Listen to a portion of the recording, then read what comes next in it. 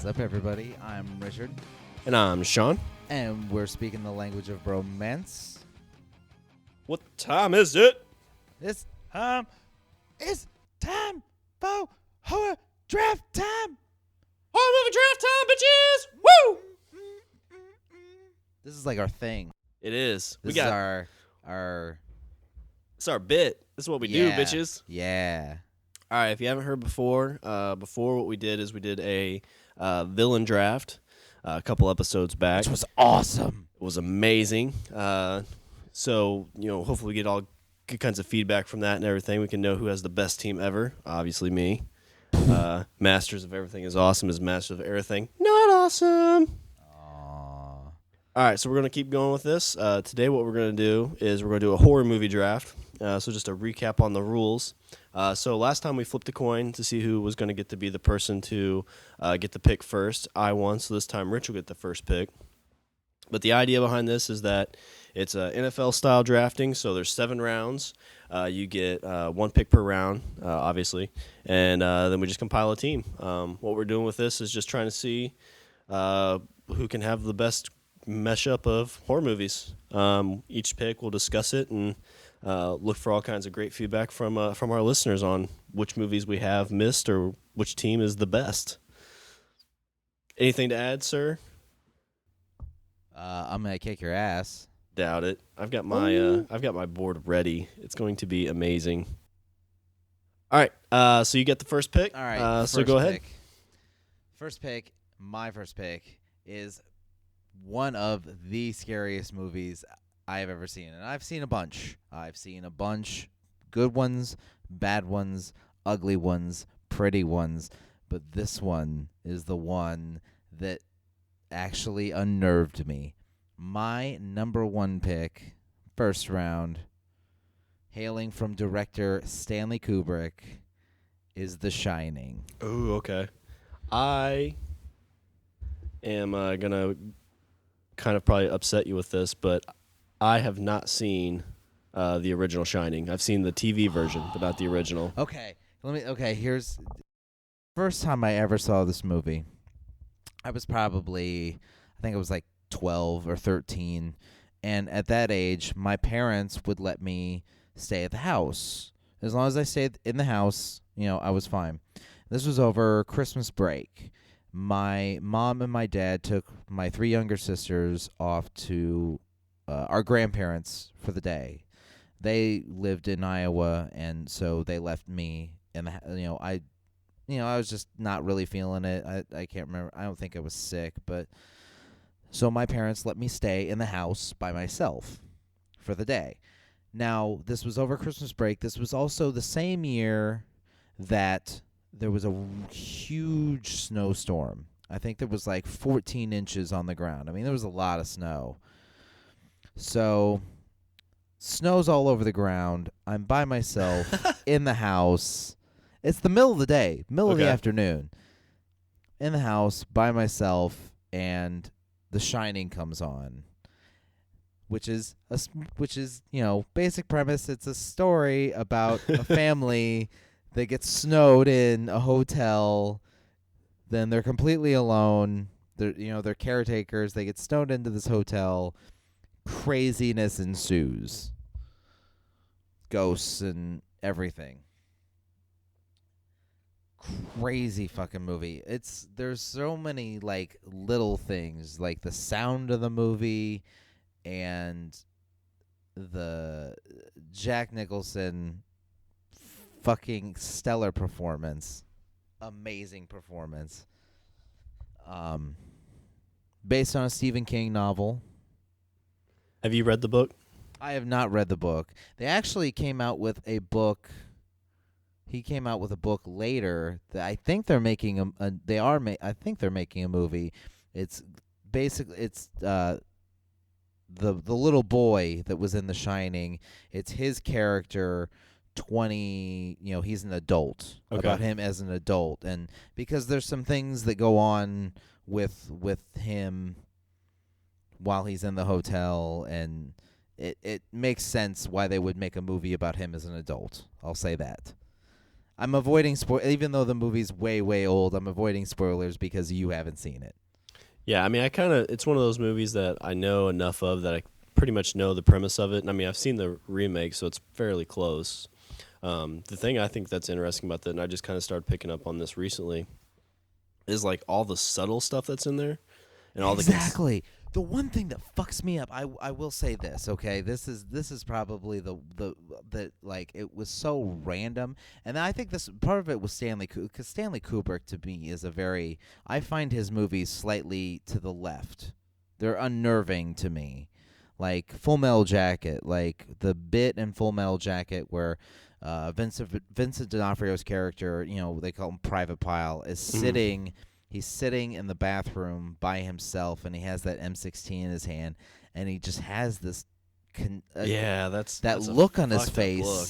He's like it's almost like his face. He's like naturally contorted his face somehow, and that's just the way Stanley Kubrick shoots the movie.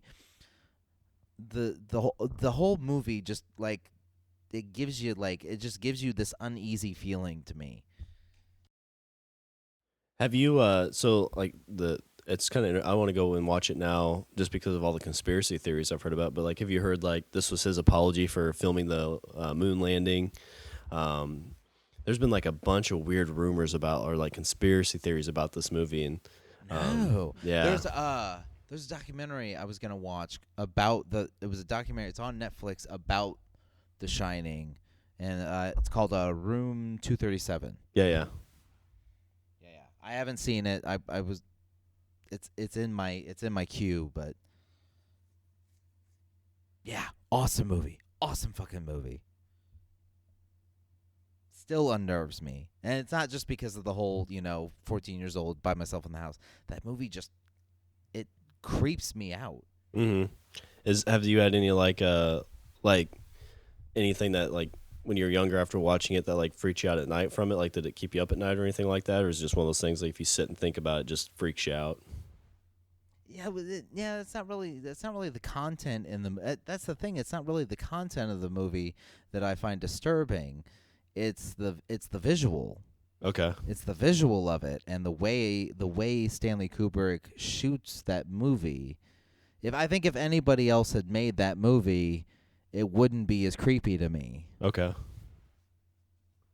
Yeah, it's definitely on my list to check out. So there's my pick. So you're gonna pick Jaws. So let's move on. Well, I kind of had this thought. I know you might let Jaws kind of sink, and a lot of people don't consider it a horror movie, but I do. Pun intended. I'm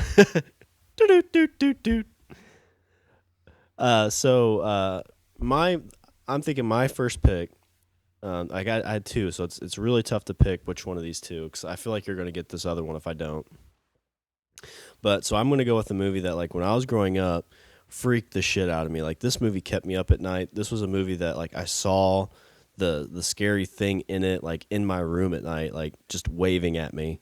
This was like one of like 4 movies my grandma had at her house. And between the ages of like 6 and 10, my sister just had to watch this movie every time we went to stay. This movie, also based on a book by Stephen King, featuring a fucked up clown. It. That movie, I think that movie is the reason that most of people our age dislike clowns. Yes. My sister just had to watch this movie every time we went. And, like, I can only watch, like, a half hour of it, and I had to leave because it freaked me out that much. Just the, we all float down here. And, like, the sewer place where the clown's waving. He's just like, hey. It starts out as his dad who died in war, and like it's slowly like he has one balloon. You're like, what the fuck is going on? Then he's got 2, and he's starting to get makeup and then hair. Then it's the fucking clown. Yeah. So this movie, there was times when I was at my house and I swore I saw the clown like outside my room, like waving at me. And somehow I flipped the light on and went to the living room, had all the lights in the living room on, and I slept out there, and I was freaked out. I was like, I swear to God, I saw the clown. That would freak me out. Like, I'll tell you one thing about Stephen King's It wasn't, like, the clown was scary, but there were other moments in that movie that fucking freaked me out, too. I'll tell you one thing that really freaked me out in that movie is I think I'm pretty sure I'm thinking the same movie, where the guy is sitting on the toilet, and something comes up from under the toilet and attacks him. I want to say that's I don't like. How long is that movie? It's a 2-piece movie because I think it was. That's the even fucked up part. I think it was made for TV. It was. At least that's why I remember seeing it. Yeah, because John Boy Walton was in it. I'm like, oh, this has got to be a great movie. John Boy's in it. John Boy be dead. Because the first part was like the prequel, was like them first fighting. I can't remember the clown's name. It's Penny Whistle, I believe, right? Isn't it Penny Whistle? Yeah, I think so. So like the first hour and a half, the first part of that TV show or the TV movie was like them as kids fighting it, and then the second part was them as adults going back to fight it. Okay. But like, I mean, there's just I want to go back and watch it just because I'm older now, so I'm kind of curious if I could like take it. But I was gonna say I haven't seen it in forever. I haven't seen it since like probably I was 12. I mean, so like I said, like the one time I saw it outside my room, and this one time when I was taking like a hunting class with my dad, we were just hanging out with everybody, and there was this dark hallway. Swore to God, I saw him down at the end of the hallway waving at me. God. So there's like multiple times I saw it, and I think after I told Mom and Dad about like seeing it twice, they like told Grandma, it's like, yeah, let's not play this movie whenever Sean's over if we can. So like your nightmare scenario is basically like a clown in the ocean. Doo doo.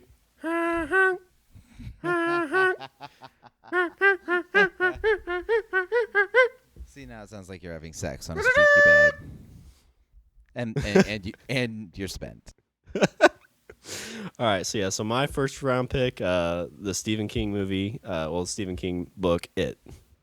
All right. That's a decent pick. That one's gonna be hard to top. Now I'm curious. Like, are we going by movies? Are we going by movies that freaked us out, or movie? Because like I can't really think of a lot of movies that totally freaked me. I can think of good scary movies to me. I think it's just kind of anything. I mean, like some of them are going to be movies that freak me out. Probably majority will be the ones that freak me out. But I'm also going to pick some just because of I think they're good quality horror movies. No, okay. All right. Well, that's what I have. The next one wasn't really a movie that scared me. Like I didn't find it scary. In fact, at times I found it funny. I thought it was. It's probably one of the better horror films that I've seen in recent memory. My second round pick is Cabin in the Woods. Ooh, that is a first round pick. Great fuck.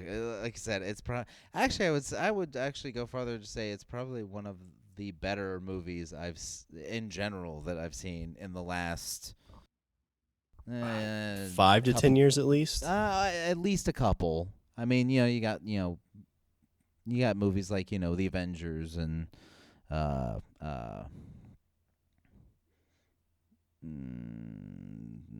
trying to think. I mean, Lord of the Rings trilogy was about 10 years ago, and yeah, that was one of those movies. So, like, I saw all the trailers for Step It Up.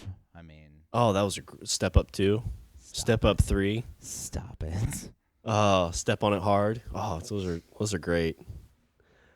That when I saw the trailers for that movie, Cabin in the Woods, I didn't really have a clue what to know. Like, I didn't understand what was going on in the trailers. I totally didn't either. I just, I mean, this is the fanboy in me talking, but I just saw, Joss Whedon's attached to it. Oh, I'll watch it. Yeah, exactly. Oh, I know a lot of these people that are in this movie. It's worth watching. Bradley Whitford. I'm a closet West Wing addict. I'm sorry. I loved the West Wing, and I'm like that's Joshua fucking Lyman. He's in the movie. Well, there was a bunch of famous Whedonverse characters. One of my favorites is Fran Kranz, the guy who played the stoner. I thought his character in there was funny as hell, but then you just think about like his acting in Dollhouse, and like he had some great scenes in that show. Yeah. But I mean, it was just like it was best of both worlds. Like it was just campy just enough to be funny, but then it had enough little scary stuff in it to make it seem better than most B-rated scary movies. But I mean, just the storyline in general kept me entertained. It's one of those movies that Exactly. It was entertaining. I mean, yeah, at times it was gory, and at times, it was trying. It was ramping up. It was, it functioned as a horror movie. I mean, there's no other way to call it. It was a horror movie, but it felt it was entertaining. yeah, exactly. It wasn't being scary. It wasn't just trying to be scary. It was being entertaining. It'd be kind of interesting. Like, it's one of those movies, if they did it right, like they could do create a TV series that's basically prequels, and you basically start each movie with that draft. It's like, what thing are they going to pick up to start this whole game of, keeping the gods at bay? Yeah, they killed Thor in that movie. They did. Well, Thor kind of killed himself. Yeah, that's true. Which that didn't really seem fair. That's kind of dickish on if I had to say. Whoa.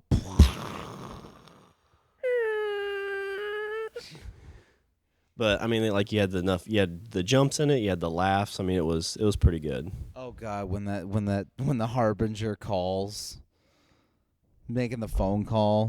am I on speaker? That's just rude. You don't do that. 440? What happens next? I'm gonna have to watch that again. I actually went to see that movie with Tiffany's mom. Oh yeah. Her and I went to see that movie. Yeah. It was fun. All right, so Cabin in the Woods. That's a good pick. That's a really good pick. That's my number 2. All right, I'm gonna stick with what freaked me out, just because I think this is kind of my other area of freakouts. Whenever I think of things that really, really just give me the creeps, this movie, then I think there was a couple after that kind of just turned me off of this genre altogether. But possession movies just really creep me out. Like, I wouldn't say I'm really religious, but it's just that whole unknown thing of being possessed and not in control of yourself, and something like having control of your thoughts and your body that just freaks me out. And this movie really did it for me. I think I even saw it on TV, so a lot of it was probably cut out.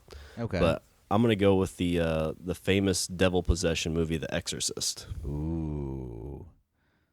I mean, that one's classic. There was actually a priest who claimed that the devil that the devil possessed the film, like not the process of filmmaking. Like, he thought the devil was in the physical film reel. Well, there's a part in the movie where she's in the doctor's office, and spoilers if nobody's seen it, but it's The Exorcist. And they do that. She's in the office, and they do I'm freaking out because I'm home alone now too. So if you hear me scream, what's gonna happen? So I got Tiffany's dogs here too, and sure enough, they're gonna start barking and freak the shit out of me. So you probably are gonna hear me scream. Cocks in the head. Yeah, but there's a part where she's in the doctor's office and she's just being like a little terror, and they do a quick black screen, and you see if you pause it, you see the devil's face. Okay, yeah. Do you remember seeing that part? Yes. And there's another part where she's walking around the house when it's really cold, and the same thing happens. Yeah. And it's one of those things you see it and you're like, did I just see what is that what they recorded that, right? They meant to have that there, right? But supposedly that happened in a hospital in St. Louis to a guy. That's the story I heard, that it was a boy in St. Louis. In college, there's a guy who's a ghost hunter type person, and that stuff always really interests me, the supernatural and everything, more so back then than now. But we were kind of talking to him a little bit, and somebody asked him, was The Exorcist, was it really real? And he's like, yes. I'll tell you what I tell everybody. It happened. It was in St. Louis, and basically everything happened in the movie happened in real life, but just in different places. Wow. And he was referencing the cross part. Wow. So that's just pretty creepy. So that's another one of those movies that just unsettles me and just really, really creepy. Yeah, I mean, I to me, you gotta give it up for Linda Blair. I mean, Linda Blair went through hell. Yeah, she broke her back, didn't she? I think she hurt herself, and I mean, in those scenes where where it's super cold and you can see their breath or everything. Like it's cold on set. It's freezing fucking cold, and she's in a fucking like a night slip. Oh man. Like it's obviously it's below freezing, otherwise you can't see anybody's breath on film. But I mean, you got to consider it's 28 degrees on set and she's wearing like a nightgown. Yeah, I mean she went through some shit for that movie, and I think it showed. I mean it paid off for her. Yeah, it didn't win any awards, did it? Do you know? I don't think so. Okay. I mean that's when horror films were kind of like that thing off in the corner. Like there's those too. That's not really any real stories. It's just gore and guts and yada yada. So my second round pick, second pick in the second round, I'm gonna go with The Exorcist.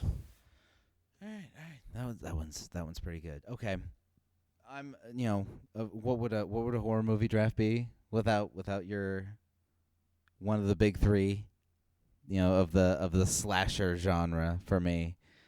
This I would say between the big three. Well, I'm gonna stop you real quick. So, I think we talked about this beforehand, but when it comes to the rules of this horror draft, any kind of franchises or anything, you can't pick the franchise. You have to pick the actual movie, and any kind of original versus remake, you have to pick either the original or the remake, so they can be individual. Oh okay. yeah, totally. Just for the listeners out there to know. So, mine between the big three, my third pick, hailing from, God, I can't even remember the name of the town, the original Halloween. Oh, Michael Myers to me was between Jason, Freddy, Michael Myers. Michael Myers is the one that freaked me out. With Jason, it's like, stay away from Crystal Lake and certain parts of Manhattan, and you're fine. Oh, and the space station. Certain parts of Manhattan, Crystal Lake, and a space station in the future, and you're good. Or some nanobots that'll help, save him and make him into what he needs to be made into. Exactly. I mean, Freddy Krueger, a bit tougher to avoid, but it can be done. Mm-hmm. To me, when I was younger, to me, Michael Myers was everywhere. Michael Myers would jump out from, Michael Myers is that guy that like jumps up from behind the couch and and stabs you in the neck. Like, I'm just going to chill out, watch Oprah. Nope. Dead. Michael Myers, knife in the throat. When he was the guy, too, his mask, it was freaking, who was it? You know who it is. William Shatner. Yes, spray painted white. William Shatner mask. And just never, what was always really fucked up about that, too, even though this is kind of more other films, but with I can't remember if it was the second or third, maybe the fourth, because they all kind of go in a continuation. Like, they all are really just like one big movie. I was going to say, in my opinion, I mean, 1 and 2 is one movie. It's like to me, Halloween 1 and 2 is like The Godfather 1 and 2. Like, you have to watch them back to back because they fit together seamlessly. I mean, Halloween 2 picks up the nanosecond that Halloween leaves off. Mm-hmm. And that was, to me, like that would seem like a hard thing to do because, this wasn't the era where, we're just going to film, 3 movies at once or 2 movies at once. There's a span of time between Halloween 1 and 2, but I mean, it's seamless on screen. Because in the second one, he gets picked up by that hobo, right? That like nurses him back to health. Yeah, they end up in the hospital in the second one. So I'm thinking of maybe one of the further down the line, because there's one where he's basically dead in the river and they thought they killed him, but some hobo. Oh, and Jamie Lee Curtis. You got Jamie Lee Curtis. Yeah. Yeah. She looked good. That's a pretty good one. So for me, I'm going with Halloween, the original Halloween, the Michael Myers we all know and love. Because then you watch, I mean, you probably did the same thing. It was like you saw the opening thing and you were like, Illinois. Yeah. I live in Illinois. Google wasn't around to see if no. that place was around. That's funny with that movie. They filmed it actually in California, so you can actually see palm trees in some scenes. Yeah. All right. So for my third round pick, this is another kind of classic 80s movie. Probably say this is the one that kind of built this genre. Well, maybe not built this genre, but maybe more modernized it for us now. It was another movie when I watched it when I was younger, freaked me out. But when I watched it as I got older, I came to actually really enjoy it. This is a movie that stars Kiefer Sutherland. I'm going to go with The Lost Boys. Ooh. So I remember going over to one of my dad's cousin's house, and they were watching this movie. It was a scene where Kiefer Sutherland is chasing the guy out of the tunnel. Okay. And so basically, right when I look at the screen, it's him with that teardrop coming down. Yeah. Freaked the shit out of me. I could all I could remember was seeing that scene and being freaked out. So I never really wanted to watch it. But finally, once I got a little bit older, and was kind of getting more into horror movies, went ahead and picked it up and watched it. It's probably, if I just have a top 10 of films, it's probably one of them. Yeah. Oh, great movie. I have it on DVD. Did you watch any of the sequels? I tried watching the second one, and it was okay. No, it wasn't great. And then I didn't even try with the third one. Yeah, I think I caught bits and pieces of the third. I watched the second one just because one of the guys in the movie was from the town that we're from. I think that's the main reason I only watched it. Yeah, the lead character is. Yeah. But it was a good flick. I don't know if you would argue that it didn't, but I kind of think it set the modern stage for vampires. I think I think it proves that they're not covered in sparkles. Yeah, definitely. Also, and this is because I am extremely thick. I wasn't until years later. It was probably 5 or 6 years later that I was like, and I don't even remember how it came about. But then, all of a sudden, I was like, "Holy shit! There's Peter! It's all the Peter Pan references." Yeah, you told me about that. I didn't understand that until you mentioned it. You're I'm like, they're the Lost Boys. They never grow old. They never grow up. They never die, but you must feed. Oh, that's. I'm like, I get the Lost Boys. It's. And I was like, oh. Then my brain exploded. It's one of the things though with that is, and they can fly too. They just have to think happy thoughts. Oh my god! But that just happened. The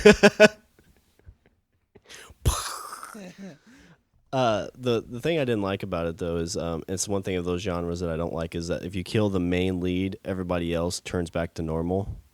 I've always kind of hated that. Well, I guess when this was, if you hadn't feed yet, you would turn back to normal. But honestly, the only thing that bothered me in that movie is the very beginning where there was the guy without a shirt playing the saxophone. That was my favorite part. I understand it's the 80s, but you see it now, and he looks. I swear, he's oiled.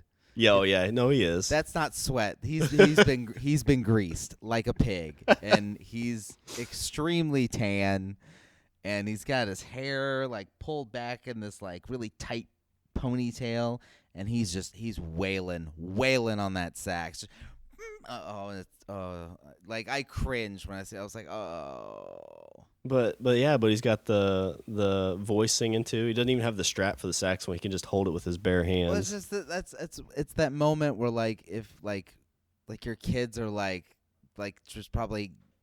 If I watch it with my oldest daughter, she just has this look when was this cool? She's this was never cool, right? This is all an act. And then Nobody really did oh. this. But the best line, the ending of it, when the grandpa finally kills the vampire. One thing about Santa Clara I can never stand: all the damn vampires. So yes, remake of People Are Strange. Oh yeah. I don't think it was a cover. I think they actually used the original. I think so. I think a lot of people have covered it. And then was Cry Little Sister. Yeah, that was a good song. They covered, some band did a cover of that for the Lost Boys 2, and that cover actually was pretty good. Yeah, wasn't bad. I think I have them on my Spotify somewhere. I can't remember who it was, but I think I do too, actually. So my third round pick, our first vampire movie on the board, The Lost Boys. Lost Boys. All right. So now I assume you got to cover all the genres. We got vampires. So I guess I'll be the one to bite this bullet. My next pick is gonna have to be, and this might be a bit of a surprise. You think I go old school, but no. I'm going with the remake of Dawn of the Dead. Ah, that was on my board. Because, and I'll tell here's the reason why I picked that one over the other ones. I mean, each zombie movie, the zombies have their strengths and weaknesses, but the remake of Dawn of the Dead was the first time you saw a zombie go faster than walking, and then you were like, holy shit, they can run. To me, that was the thing. You were like, what, they can run. So I just did a quick Google search. Dawn of the Dead actually came out after 28 Days Later. Yeah, but I was okay. But for me, I guess then for me, Yeah. Well, same way for me, because I don't know if 28 Days Later really hit it big on the screen. No, I don't think it did. And like I said, I don't remember seeing 28. Yeah, I know I didn't see 28 Days Later first. 28 Days Later, I think, was more of a UK release. I mean, it was shot all in the UK, but I think it didn't really filter over to here. Yeah, I think it was kind of a like cult kind of hit over here. But sorry, continue. The first time you really saw zombies run. Yeah, and then you were like, "What? They don't they don't walk, so they run now." See, before that was always the running joke. Be like, oh, who gives a shit about zombies? You can just outrun them. Yeah. No, you can't. Just don't get surrounded. But that I think the opening scene on that, when she first wakes up and the little girl's in the hallway, and spoilers again, but again, this is a 10-year-old movie. Exactly. But, the little girl in the hallway, and it's always like those two, like, They played each of those people up like you see, okay, well, here's this person, here's the little girl, she's healthy and fine. And then, 2 or 3 minutes later, she's a zombie with her doll at the window getting ready to bite the dude's neck. Yeah.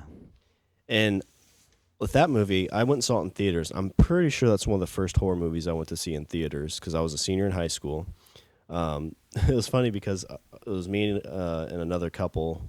And the boyfriend of the girl was like, I don't think we can get in. We're not 17. I don't think we can get in. I'm like, they never check. We'll be fine. Right, yeah. So I think he was just too freaked out to go watch it. So he's trying to come up with excuses. And I don't care about giving this away because I wasn't going to pick it or anything.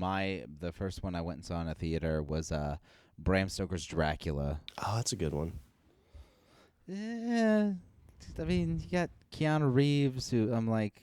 Oh no, okay, I'm thinking of something else. No, yeah, I'm talking Gary Oldman, Keanu Reeves, Winona Ryder, Anthony Hopkins was in that movie. Anthony Hopkins was pretty good in that movie. But yeah, that was the first one. I remember my mom took me, and like we sat, we didn't. I had a friend with me, and my mom brought one of her friends, and we sat, in different parts of the theater. And I'm sitting there, and like, I mean, there's bare breasts in that movie. And I'm thinking like, oh god. I'm like, my mother's in here. But so like when I finished that movie, I was like, that was a good movie. So they're starting to show the credits, and everybody stands up, starts heading for the exit, and you hear, and it's a video camera. Yeah. So everybody stops. Oh, I totally forgot about that. Yeah. So everybody stops, looks at the screen, and it's just the guy whose boat they're on, and it's just him and another girl, and then it flips over to them, and they're on the characters who are escaping on the boat, and then it goes back to credits. Like, okay, that's gone. Everybody takes like 3 more steps, and it's like flips back on. It's more, the survivors, and then kind of flips back. I think it happens again. Everybody moved another like 3 feet, and then kicked back on. Everybody's like, okay, and everybody sits back down for another like 2 or 3 minutes. And so they're just feeding this stuff in, and you're watching. It's just starting to get like because they get to the boat, and you're like, okay, they're safe. They're gonna get to an island, they'll live happily ever after. Hooray! Right. But then like it slowly gets worse. Like, oh, the boat broke down. Oh, they find a zombie head in a Yeah, I was gonna bucket. say there was a head in a. It was like it was like a styrofoam cooler or Yeah. something. And then they get to this island, and you're like, oh, okay, they're safe now. And the dog takes off into the woods, and you just hear this horde coming, and then just kicks right into Disturbed, and it's just like, oh my god. Yeah, and dead. Credits. Yep. But then you stay through the whole thing because you're waiting to make sure it's all done. Right. Did they maybe make it? Maybe they got back on the boat. Maybe the dog made it. Dog didn't make it. The first movie my 14-year-old daughter ever saw, scary movie, she watched with me. We were up late one night, and or she was up late, and she's like, I want to watch a movie. I was like, I got a scary movie if you want to try it. And she was like, okay. And so, first movie we ever watched was the original black and white Night of the Living Dead. Okay. And she watched it beginning to end, and she was totally fine. Like didn't freak out about it at all. But it was the first time, and I think what really blew her mind more than anything was she was like, everybody died. And I'm like, yeah. Everybody died. And she's like, well, that didn't really end well. And I'm thinking, I'm like, this is the first time she's ever seen a movie that like didn't have like happily ever after, like everything worked out. Like I think that's what kind of threw her more than zombies and whatever. She was like, that was the first like the credits rolled, and she was like, everybody died. That's funny. So the Dawn of the Dead remake. And the other thing about the Dawn of the Dead remake, that was the first scary movie I ever saw with my wife, and after that, she doesn't watch scary movies with me anymore. Oh, wow. Which is why I now have the 14-year-old watch scary movies with me, because no one else will do it. The boy's not old enough, and so like I'll stay up late with her, and we'll watch all sorts of crap, and because my wife, she swore off watching movies with me, and she swore off zombie movies at that point.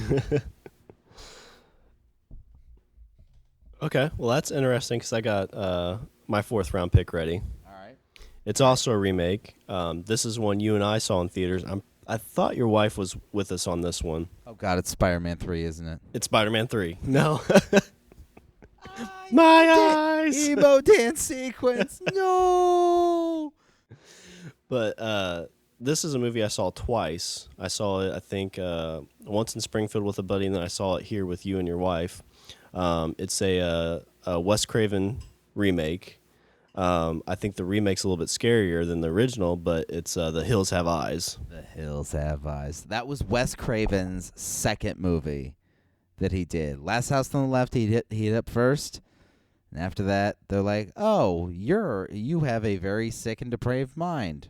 What are you going to do now? Guess what? Last House on the Left, let's put it in the desert. But I go with the remake 'cause I think the remake was a little bit scarier. More so just because of the fact when the whole baby thing is creepy. The baby thing is creepy. What's he call it? Tenderloin? Yeah. Does he call it Tenderloin? Yeah, something like that. And that's just one of those movies that's like, what would you possibly do to survive? Because like the guy who's the nerdy guy who doesn't shoot guns, he's kind of a, between the dad and the kid, he's kind of a sissy boy. And he ends up just destroying this dude's head to basically save him and his sister-in-law and the baby. Yeah.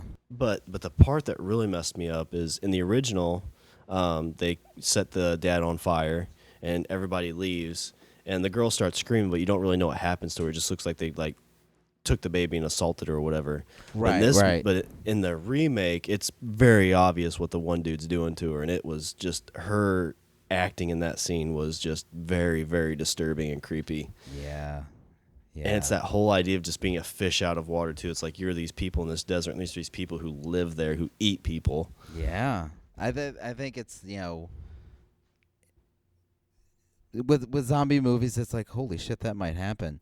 But then they're like honestly, for me, you take a movie like The Hills Have Eyes, like, holy shit, there's a chance somebody actually lives like this. Yeah, it's crazy fucking hill folk in the goddamn desert fucking around. well, there's nobody there. Nobody goes there. It Nobody wouldn't be to hear you scream. Yeah, and like the ending was the original ending. It just cuts right to red. Yeah, And that's what I loved about this. It doesn't cut right to red at the end, but it's like right as the credits start rolling, that's just background of red. And I thought that was a real cool nod back to the original. yeah.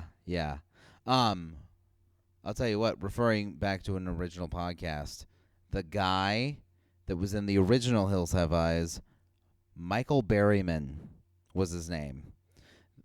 He was the one we were talking about. The guy from Devil's Rejects. He had no hair, and the guy that fucked chickens, or no, was allegedly fucked chickens, that he vehemently denies. Michael Berryman was his name, so you can IMDb that, and you can learn all about skin disorders where you can't sweat and you don't grow hair. So there you go. But yeah, and you, me, and your wife did go see that, right? We did. Did she get? And then she swore off going. Then she swore off scary movies in general. Okay, yeah, 'cause I remember being pretty disturbed by that, and Yeah, she didn't like that one at all. I think she had the same reaction I did after Spider-Man 3. She's like, "What the fuck you make me watch?" Yeah. But so my 4th round pick, The Hills Have Eyes remake. Oh, that's a good one. Oh, let's see. Round five. Here we go. All right, so I've covered slasher movies. I've covered zombie movies. This movie, not entirely scary, but it's again, it's kind of like Cabin in the Woods, where it's just a good fucking movie. My 5th round pick, I'm going with Aliens. Not Alien, Aliens, the sequel. So I have not. You haven't seen this one? I haven't seen either of the Aliens. Sigourney Weaver. Oh crap! That dude from Mad About You, that show Mad About You. Paul Reiser. Yeah. Bill Paxton. Bill Paxton's awesome in that. Come on, guys. It's game over. Game over, guys. Oh. Great fucking movie. You laugh in that movie. You're like, holy shit, there's aliens in that movie. It's the movie that introduces you to the queen alien. Oh, okay. The big giant one that lays the eggs that have the face huggers on it. It's the movie that, you got those classic lines like, oh, game over, man. And the other one where Sigourney Weaver's like, get away from her, you bitch. And good, yeah. An Alien, you just had one. There was one, and bad things were happening, and, whatever. You get to the sequel, and honestly, to me, Aliens was the movie that broke the sequel mold. Okay. Where you see a movie like Alien or not really Halloween, like and you see a movie and then you see the sequel of the movie, and the sequel was always worse because it was the same thing, just a slightly different environment. But with Aliens, the sequel, to me, was better than the original. There was so much more going on, and there was, they were all over the place, and they brought so much more to it. It just seemed like with Alien, they were kind of Alien was almost the setup to Aliens for me. I mean, okay. It was the first time I ever watched the sequel to a movie, and I wasn't disappointed. And like I said, to me, it was better than the original. Did they both take place in space, or was the first one on Earth and the second one in space, or They're all in space. they're all in space? Okay, so kind of is they're based like in a futuristic time frame? Okay, yeah. The only alien stuff I've seen is like Alien vs Predator. Okay. So I'm not real big, or not that I'm not big on. It's just haven't watched much of the Aliens. So I cannot deny or say that's a good pick. I left that one off my board just because I'd basically say Aliens because I don't know. I want to steal it from Rich. Too bad. going with a sequel better than the original, actually. So my fifth round pick, unless there's anything else you want to add about Aliens. No. Okay. No. So my fifth round pick, this is a movie. This is another movie I went and saw twice, I believe in the same weekend. This was kind of in my heyday of just loving horror movies. This was a gentleman who has just horror in his genes. It's his namesake. It's a guy who is basically a master of all trades. He's a musician. He's a film artist. I think he's done TV shows. He's written books. Goes by the name of Rob Zombie. Oh, you're gonna take it. This is the sequel to The House of a Thousand Corpses. I'm gonna go with The Devil's Rejects. Ah, damn it, that was mine. This is a movie. I think I saw this twice in the same day. I believe I drove all the way to Springfield to watch it with my buddy, and then I drove all the way back to Columbia to watch it with you. Wow. And this is one of those movies that I think really holds up for the whole movie. The ending is kind of, they kind of do the running off into the sunset. Freebird! Yeah. But the whole movie itself is great. And I love it because, like you kind of mentioned with Aliens, is that House of a Thousand Corpses is more of it's kind of its own campy. thing. Yeah, The House of a Thousand Corpses. I mean, it was scary. I mean, like it tries to be scary, but it's more campy. It's more kind of like left of center.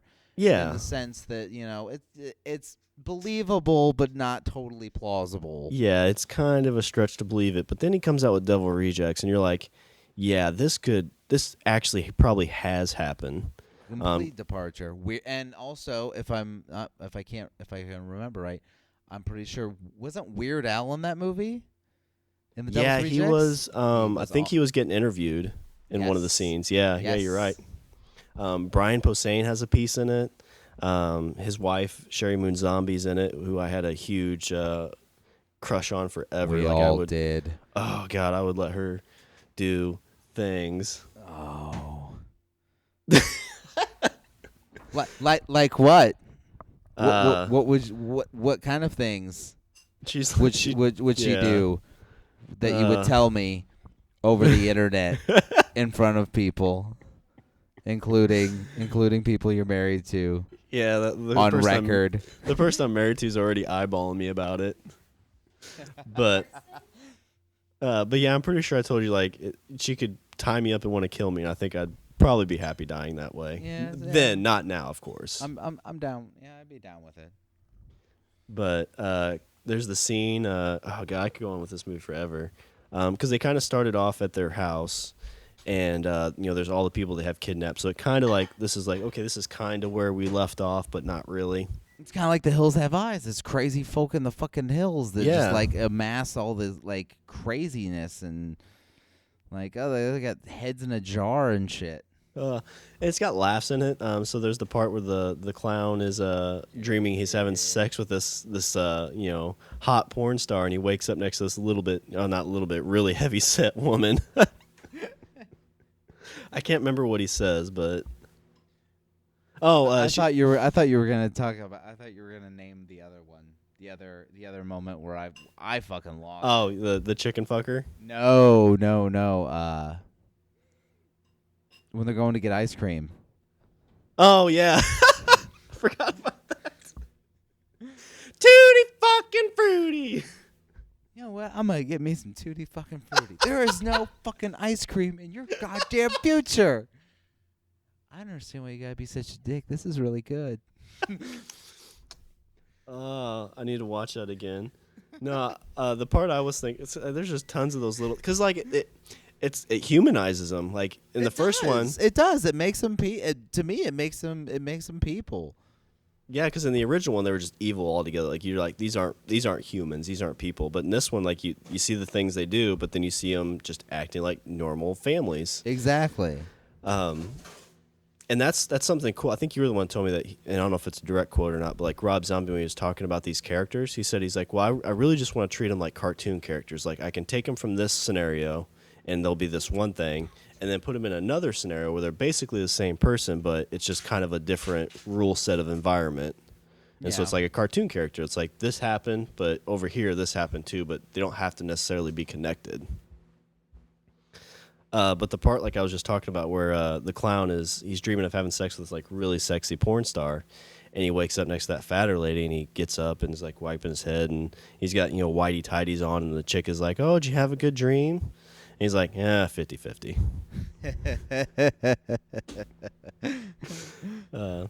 So that's my my 5th round pick, The Devil's Rejects. I think that one kind of slipped through pretty late. It did. Because we've actually I've referenced that movie. Yeah. Speaking of Michael Berryman, there he is, the chicken fucker. Oh, my chicken's from him no more. Oh. All right, sir. Number 6. God, Devil's Rejects is gone. Shit. Let's see. What do I got here? This is where I start. This is where I start getting analytical. Mm-hmm. Yeah, you got a few on the board. It's like, what are you gonna take? Let's see. I've covered aliens. I've covered zombies. We got vampires. Here's a good one. Kind of a lesser known one, but hopefully by mentioning it, some people will actually watch it because it's a good movie. And I say it only because it's a genre that we haven't covered, and it's actually, to me, I feel like it's a movie that slipped through the cracks. It's the original, not the original. I mean, they made a bunch of sequels. The first Ginger Snaps movie. Did you ever see Ginger Snaps? No, I've had that in my Netflix. Cool. So Ginger Snaps. Was that theatrically released, or was it just? I actually don't know. I don't know. Okay, so talk a little bit about Ginger werewolves. Snaps. God, it's been forever since I've seen it. I just remember it was really, really good. I just went with Ginger Snaps so I could have werewolves. So now I got werewolves, aliens, and zombies.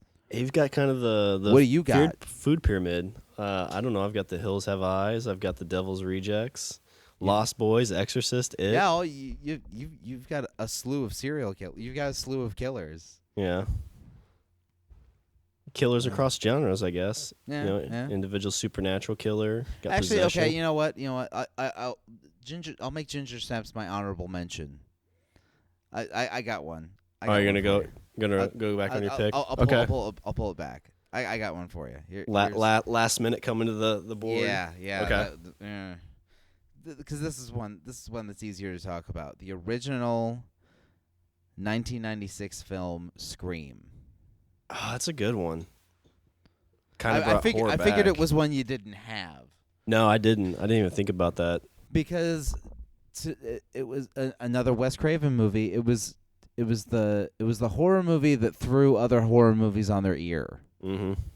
It had, because in the first 5 seconds, in the first 10 minutes, the pretty blonde girl dies. Who was it's Drew Barrymore. I mean, yeah. she was an actress. I mean, she was a famous actress at that time. And in your brain, you're like, oh, the famous blonde actress is starting the movie off, so she'll make it. 15 minutes in, dead. Well, the same thing. I don't know if it was that one or the second one, but Sarah Michelle Gellar was billed in that. It's like Sarah Michelle Gellar's in this movie, and she's only on screen for 15 minutes or 10 minutes and dies real quick. Dead. It's the horror genre. It's the horror movie that kind of troped its own. It troped itself. Mm-hmm. And it did it I thought it did it in a decent way. I mean, it kind of, to me, once after 2, it got a little ridiculous for me. Yeah, I wasn't big on 3.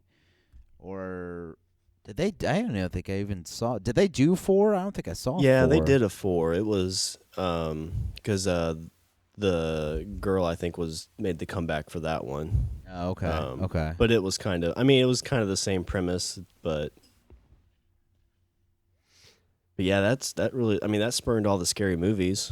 Yeah, that's really what pushed that. The whole parody thing, and honestly, I think it kind of brought Wes Craven kind of back, because I mean, he had his name. Everybody kind of saw him as kind of like the he makes those horror films that are just kind of meh. I think Scream kind of brought him into more the mainstream. It kind of brought him into the limelight. People kind of took him a bit more seriously as a director when it came after Scream. At least I noticed. It seemed to me like he was more in the limelight. Yeah. Did that? I mean, that kind of brought back horror movies in general, didn't it? I don't know. I mean, Or they're at least- always around. Yeah, or at least made it so that it's like you can make a lot more. You can make a lot of money with the horror movies, Yeah. and It not made have it to viable to put them out theatrically, and or maybe I guess maybe a better way of saying is like original ideas of a scary movie can make money compared to having to go back to the tried and true of Freddy's, Jason's, Michael Myers, and whatnot. Yeah. You don't have to make a Freddy Krueger 15 to make money. You can come out with a new idea and it'll generate. Yeah, exactly. That's a good one. I'm surprised I missed that one. All right. So All let's right. see. This is 7. This is your final. No, this is my 6th pick. Oh, You this pick is first. yeah. So with this pick, I'm kind of going to go with the campy and the tried and true. I'm not going to go with any of the originals. I think some of those are probably more influential movies, but I think this is one that deserves to be talked about and would definitely be a good on a team. This was the one that really first started the matching up of two different universes into one. You have your Predators versus Aliens now because of this. Right. I'm going to go with the Freddy versus Jason. Oh, okay. I was, I believe, 16 or 17 when this came out. I really, really wanted to see it, but it wasn't showing in the town I was from. So my buddy and I, we drove 2 hours to a movie theater. We got there just in time to sit down right as the movie kicked on. And we had to sit like in the first or second row, so we had to sit really, really far up. But what really sold this for me was because the talk the whole time was like, well, how are they going to get these two together? Like, how are they going to make this make sense where Freddy and Jason are in the same universe? Right. And they did an excellent job of it, I think. And you've seen it, right? Yeah, I've seen it. Okay, so spoilers again, but again, this is old movie. But what they did is, they had Jason basically in some kind of slumber where he was basically unconscious, and you had Freddy sneak into his dreams, and basically, it almost made him kind of the sympathetic character, Jason, that is, because it's like he's getting taken advantage of to do this thing. Right. But it's just that kind of, it's that old campy style. I mean, you have the Freddy, you have the Jason. Robert Englund reprised his role as Freddy. They had a little prequel stuff to it. So you saw Freddy as his human self and when he got torched. I thought that was pretty intriguing. But yeah, it's a good movie. It's one of those you could watch by yourself and still be able to sleep, but just a real good, big group movie. It was the Batman and Green Hornet episode. Where Batman from the old Adam West Batman, and then the Green Hornet shows up, and so you've got like Batman and Robin, and then the Green Hornet and Kato, and they're like on TV together. Like that's what it was. It was oh, you got your peanut butter in my chocolate. And we've talked about this before about like going to see movies on opening night. So that was opening night, and we saw it with a big crowd. And it's one of those things like when you first see Freddy, all the Freddy fans cheer. When you see Jason, all the Jason fans cheer. Like at the end of the movie when they both come together to fight, like the whole crowd just erupts and starts clapping and hollering. Oh, that's awesome. Yeah, it was pretty cool. And I've always been pretty scared of Freddy. So when I went there, I was a little nervous. I was kind of like, oh man, I might freak out because that's like one of my big fears. Okay. But getting into that with the crowd and everything, it was just like, yeah, it's great, fucking fight.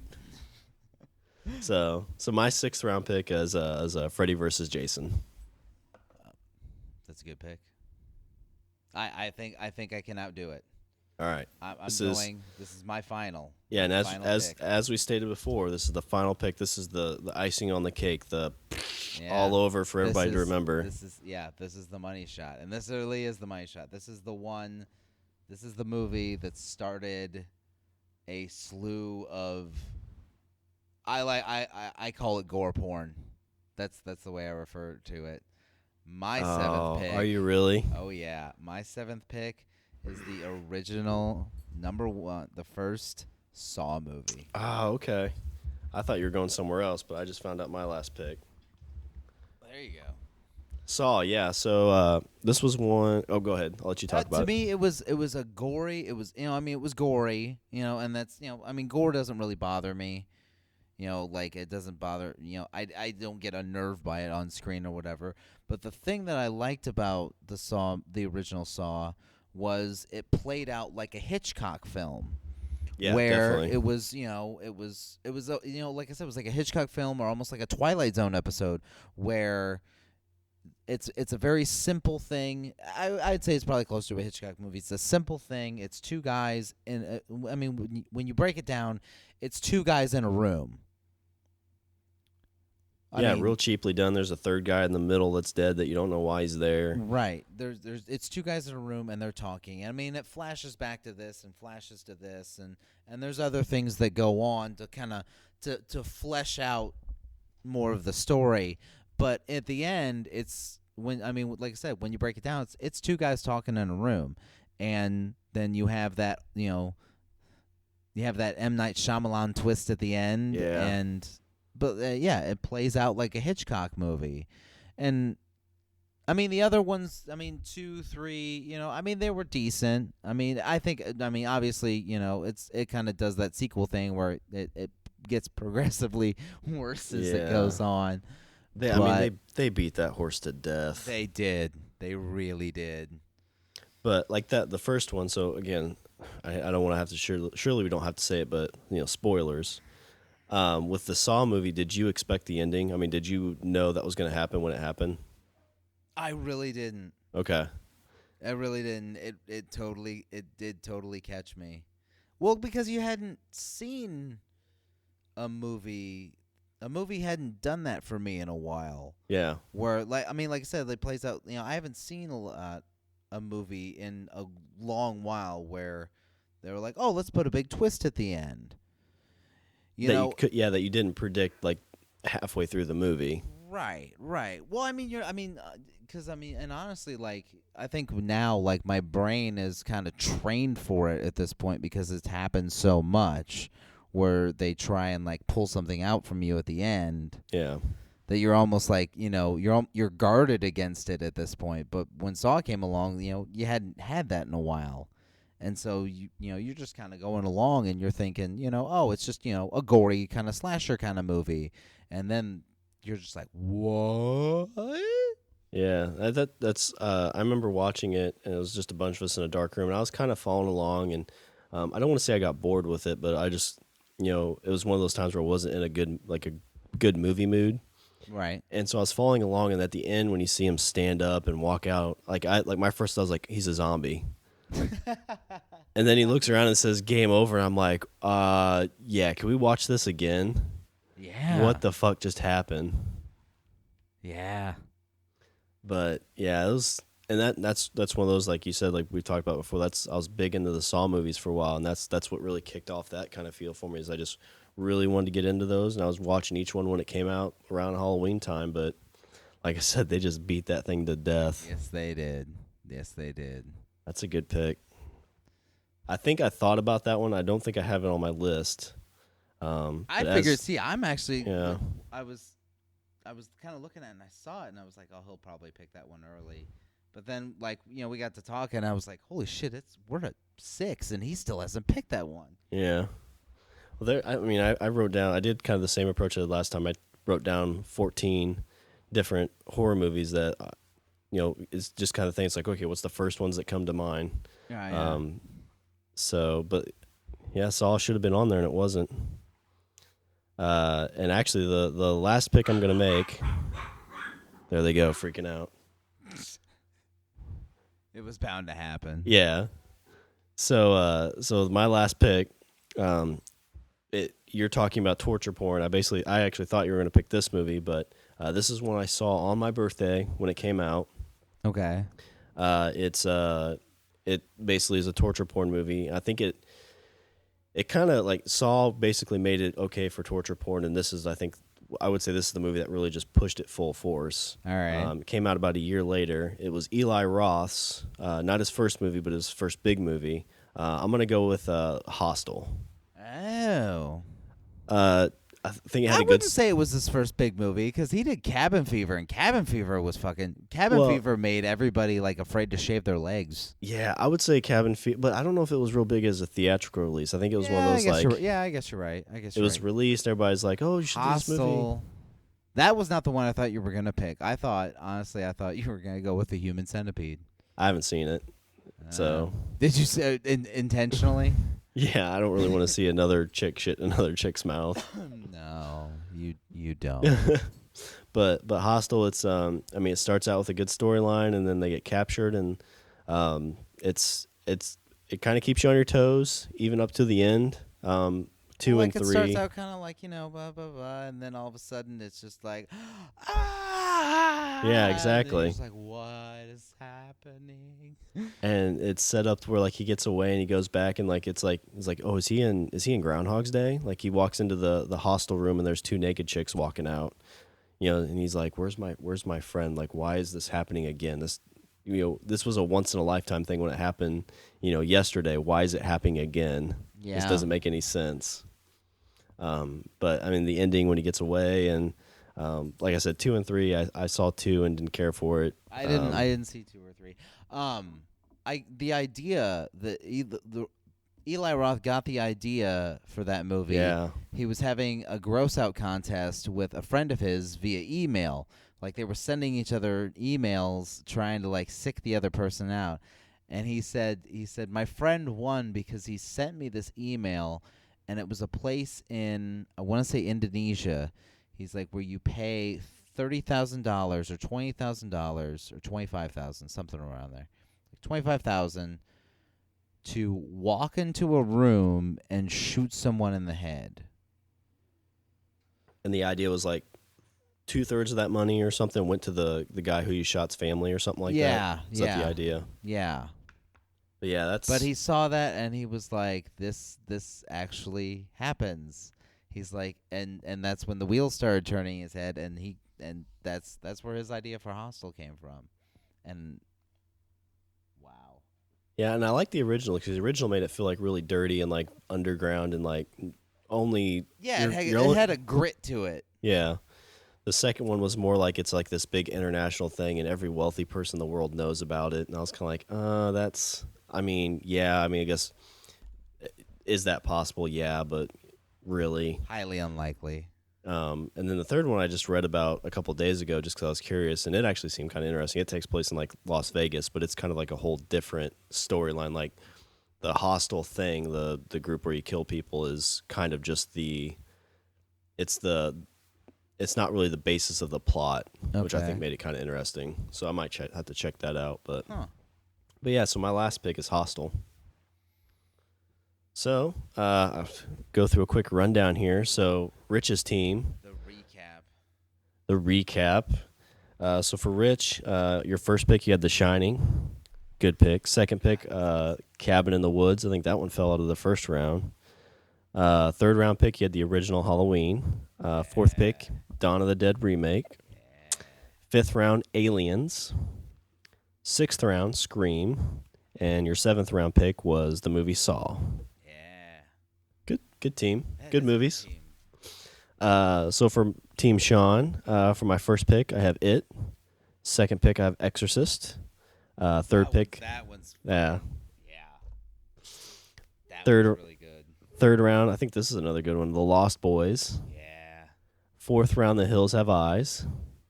Fifth round, The Devil's Rejects. Fifth round. Sixth round, I got Freddy vs. Jason. And then the seventh round, I got Hostel. Devil's Rejects, that one was so good. Should have been mine. Yep. I'm pretty sure this is going to be the winner of the draft this time. That's a good horror draft. I agree. Agreed. Just kind of recap on some of the draft options I had that we didn't talk about. I had Amityville Horror Remake, 28 Days Later. I had the Halloween remake on here. Nightmare on Elm Street. Why'd you go with the remake? I just kind of liked the prequel part of it. Like I think it was a better storyline. Okay. It was. I mean, probably if you want to go scare factor, the original probably was a little bit more scary. But just the fact that, like, I mean, they made it seem more realistic. Like, this kid could actually exist. Yeah. Let's see, Nightmare on Elm Street, the Blair Witch Project. I had both of those. Blair Witch Project I thought would be one to pick because I saw all the like Discovery Channel stuff at first, so I like seriously thought it was real when I watched it. Like I thought this was actual found footage. My wife, we were dating at the time, and my wife and one of her friends went camping. Oh, nice. They went camping, and they went out and set up their tent, and and got all their stuff right, and they came back in town to get. They were grabbing some food and whatever, and then they were gonna go back out there and for the night. And I was like, "Hey, before you guys go," I was gonna go see a movie. I was like, "You guys should come with me. We'll go see a movie together." And so the three of us went and saw the Blair Witch Project, and I was like, okay. And after it was done, I was like, "Okay, well, I'm gonna go home and go to bed. You guys, have fun camping in the woods." Because they already set up the tent. Oh, no. Did they go? They did. They. Oh, wow. I was like, next morning, I was like, how'd it go? She said, we went out there and we sat for a while, and then we came back in town and drank coffee, and then we went back out there in the morning. Yeah, and so I had that one. So I had Last House on the Left too, the original. Paranormal Activity. I thought that was a good kind of found footage one again. I had that one. Had The Thing, the original and the new. So Both of those, I didn't have the new ones. one. I had the original. The new one's really good. Those Kurt Russell, man. Yeah. Well, and there's all kinds of like fan theories about that stuff too. It's like at the end, it's like, well, is one of them possessed or not? Like. Or one of them had weird. the thing. That's weird. Like your also rans are also my also rans. Like everything that you named. Like I had a small, honorable, things I didn't list, but that was it. Like you just listed everything that was on my list. What I love about the thing too is I watched the old one first, and then I went and watched the new one in theaters, and it's like when you're watching, and I love when movies do this. This is probably my favoriteest thing in the world, is when they make like prequels, and they fit like pieces in. So like in the original, spoilers, but 20 some odd years. In the original, there's like, you see like they go to this camp, and there's somebody who's been like burned, somebody who was stabbed, somebody who killed themselves. And in the new remake, they basically are those people that they go discover. And so you see all those pieces of how it happened, and it's just kind of cool to see that stuff fit together. Yeah. And then my last two, just quick ones. Both of them are shark movies. I left them off, but Jaws, obviously. But there's a movie shark-wise that freaked me out. It took me like 3 or 4 times to watch this. It's Sharknado, isn't it? It's Sharknado. No, it's a movie called The Reef. Have you seen it? I've heard of it, but I haven't seen it. The guy who wrote, I don't know if he wrote and directed it. We'll just say he did. I'm pretty sure he wrote and directed it. He did The Reef, and then he did one about the swamp. So it all takes place in Australia, and they're both kind of the same thing. It's people stranded. But in The Reef, it's like my ultimate nightmare. The boat flips over, and so they're like, well, we were just at this island that's no more than like, maybe an hour or two swim away. So let's all just get stuff on. We'll jump in the water and swim out there. And there's one guy who's like the cat, because they're just in like some kind of sailboat, like just a little houseboat thing. And he's like, no, and it's based on a true story. And he says, no, I've fished these waters. I know what's in these waters. He's like, there's nothing that can get me in this water. And like it's a pretty big rant. And like I'm already scared. I'm like, yeah, let's just stay on the boat. And the other people are like, whatever. I'm sure we'll be fine. They jump in, and so basically it's the shark that's hunting him down. And the scenes when they get attacked, like I was watching it on my phone, and I had to stop and turn it off because I was squeamish. Like I was unsettled from it. That's awesome. So The Reef, definitely check it out. It's I think it's on Netflix. So okay. So that's the horror draft, the 2014 horror draft. So we gave you the recap. Go ahead and hashtag Shawn's team, horror team. Make sure it's WHORE, and Rich's horror team, and we'll see which one you guys think are better. If there's any movies we missed, shout them out to us. You can get to us at languageofbromance.com. Hit us up on Twitter at languageofbro, or shoot us an email. It's languageofbromance@gmail.com. And then also, if you haven't yet, like us on Facebook. And we post stuff on there all the time, just different things. We're all over the interwebs. So, is there anything else you want to add, sir? No, I'm fantastic. All right. Well, that's all the bromance we have left for this show. This is Shawn. And this is Richard. And I say we eat the beaver. That's scary.